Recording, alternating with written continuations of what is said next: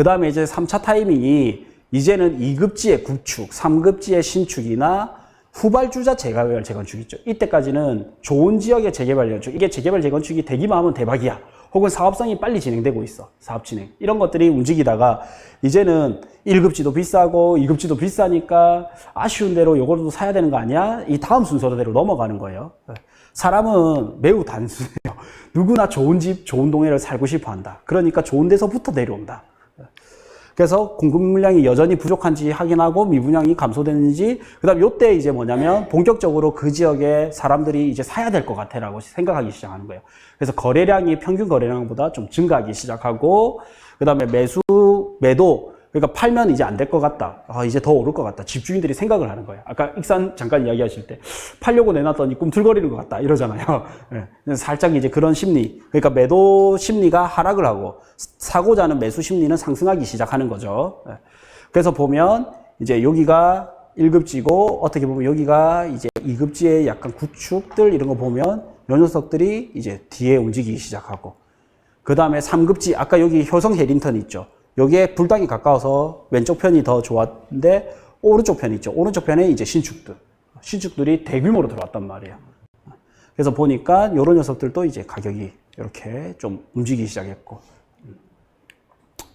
그리고 이런 거 있죠. 이제 그 다음 후발주자 재개발 재건축에서 주공 아파트인데 이런 거 보면 2019년 12월에 이렇게 쭉 떨어지다. 요때 천안 좋은데 요거는 안 좋은 거예요.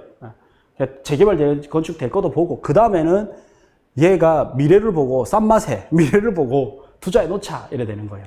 물론 이제 이 뒤로는 1억 이하 뭐 이런 것도 있지만 어쨌든 요때 보면 1억 이하에 대한 이런 게 없을 때거든요.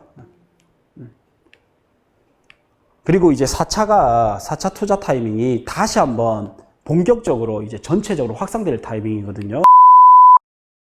자, 외국인 이건 그냥 참고하세요. 그냥 청약 제한사항을 한번 볼게요. 청약 제한사항은 여기 청약 홈에 보시면 자격 확인란에 보시면 청약 제한 확인이라고 있어요. 이 제한을 확인하셔야 돼요. 내가 청약에 제한이 되는지 안 되는지 한번 확인하셔야 돼요.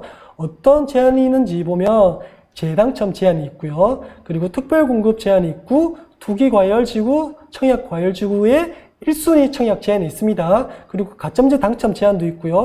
부적격 당첨 제한이 있습니다. 요거 하나하나씩 간편하게 살펴볼게요. 재당첨 제한이 된다면 투기과열지구에서 공급되는 아파트 혹은 분양가 상한제에 적용되는 아파트는 10년 동안 재당첨이 됩니다. 그러니까 투기과열지구에서 공급되는 아파트에 당첨이 되고 분양가 상한제에 적용되는 적용되는 아파트에 당첨이 된다면 당첨일로부터 10년간 재당첨이 제한이 됩니다. 10년 동안 당첨이 될 수 없다는 얘기예요. 그리고 청약 과열 지역에서 공급되는 아파트에 당첨이 된다면 7년 동안 재당첨이 제한됩니다. 그래서 재당첨 제한 대상 주택의 당첨자 및 세대에 속한 자는 다른 분양주택에 청약할 수 없습니다. 다만 투기과열지구 또는 청약과열지역을 제외한 민영주택에 청약을 할 경우에는 청약이 가능합니다. 민영주택. 그래서 계약 포기 시에도 재당첨 제한이 적용되기 때문에 계약 포기할 때 이거 재당첨 제한이 된다는 거 잊지 마세요. 차라리 부적격 처리되는 게 낫습니다. 부적격 처리되면 재당첨 제한은 안 되기 때문에. 자, 그 다음에 이제 특별공급 제한을 한번 볼게요. 특별공급에 당첨된 세대는 다시 특별공급에 받을 수 없다. 이거 당연합니다. 특별공급은 생애 한 번밖에 안 됩니다.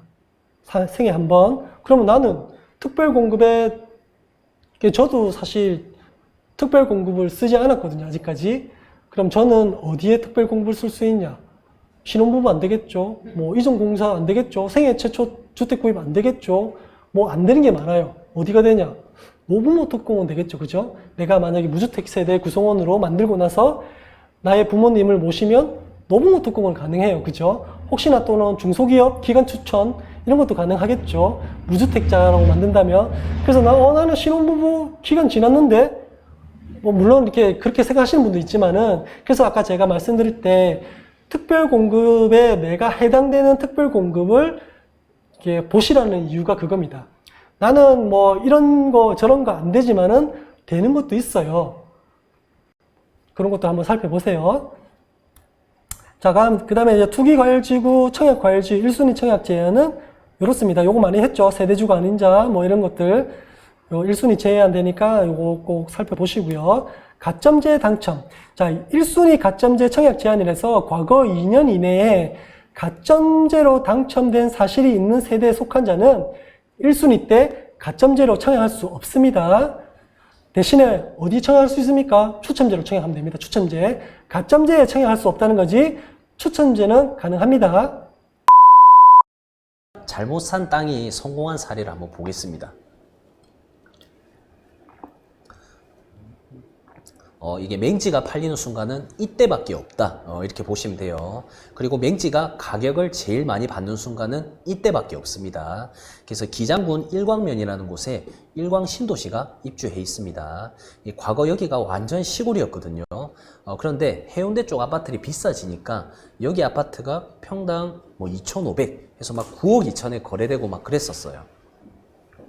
그래서 아파트 장사가 잘 되다 보니까 건축하시는 분 입장에서 이런 빈 땅들에 관심을 가질 수밖에 없겠죠.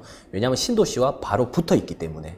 그래서 아파트 가격이 상승하니까 건설사에서는 인근 빈 땅에 관심을 점점 가지기 시작합니다. 그래서 보면 몇십 년 동안 거래가 하나도 없었는데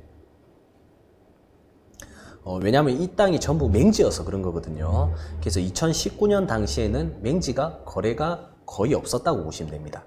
그래서 현장 가보면 이렇게 다 좀 도로도 좁고 다 비어있는 이런 땅이라 보시면 돼요. 그런데 최근에 2020년도에 보면 평당 뭐 1,500에 거래된 곳도 있고 600에 거래된 곳도 있고 700에 거래된 곳도 있어요. 그래서 보면 2021년 다 일괄적으로 이렇게 거래가 통째로 됐죠. 그래서 이 거래를 누가 했나 한번 살펴보니까 땡땡 건설이라는 회사에서 이렇게 통째로 매입을 했습니다. 그래서 아마 제가 봤을 때는 여기를 통째로 매입해서 지자체와 이제 협의를 하겠죠. 뭔가 공원을 만들어 준다든지 그렇게 해서 사전 협상을 해서 아파트 짓게 해달라. 그렇게 해가지고 단체로 아마 매입을 했을 겁니다.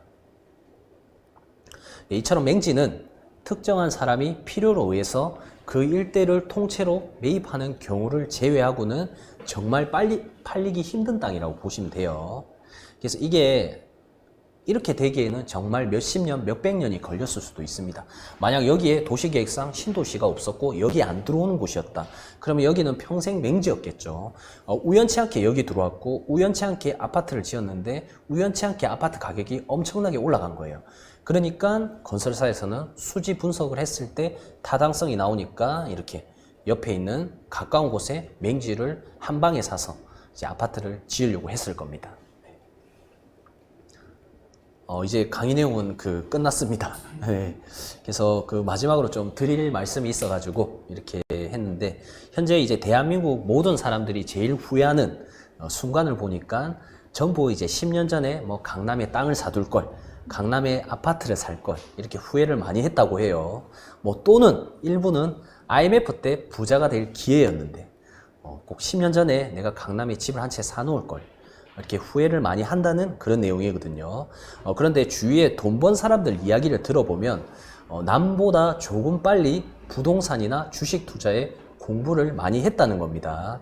그때 이제 우리는 그 시기를 그냥 흘려 보내게 된 거죠. 그래서 우리가 택시 타시면 택시를 타서 기사님이랑 대화를 해보면 10년 전과 지금과 요즘 경기 좋습니까? 물어보면 100% 경기 좋다고 하시는 분들 아무도 안 계십니다. 우리가 저축이나 투자 이야기할 때도 대화 패턴이 비슷합니다.